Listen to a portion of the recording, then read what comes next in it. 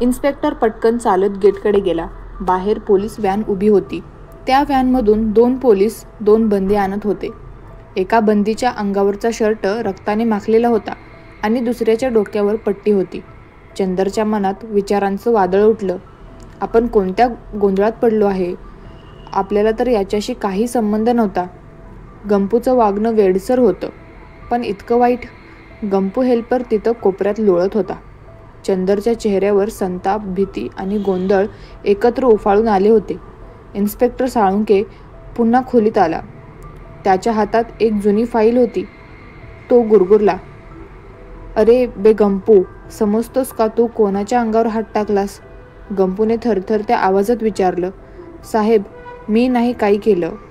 साळुंकेने file उघडली आणि त्यातून एक फोटो गंपूच्या समोर आदळला. त्यात कोटी तीर्थावर सापडलेल्या जखमी माणसाचा फोटो होता. "हा बघ, याच्याकडची डायरी वाचली आम्ही. गंपूचं नाव 2 वेळा लिहिलंय तिथं." चंदर आवाक झाला.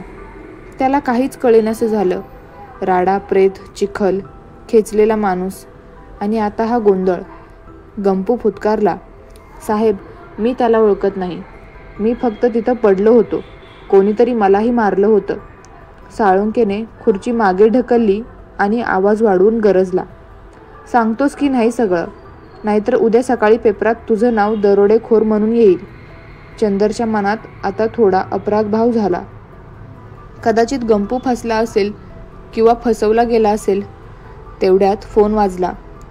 इन्स्पेक्टरने कॉल उचलला आणि 2 मिनिटं ऐकल्यावर त्याचा चेहरा बदलला. त्याने सगळ्यांना आदेश दिला, "सगळे तयार व्हा. कोटीतीर्थाच्या बाजूला अजून एक मर्डर झालाय." चंदर चकित झाला. "दुसरा खून? मग गंपूचा काय संबंध?" गंपूला अजून काही बोलायची संधी न देता साळुंकेने गंपूला ओढलं आणि खोलीच्या बाहेर नेलं. चंदर आणि रिक्षावाला तिथंच रडकुंडीला आलेले. आता गोष्ट अजून खोलात जाणार होती. तीर्थाकोटीच्या रात्रीचे रहस्य अजून उलगडायचं बाकी होतं.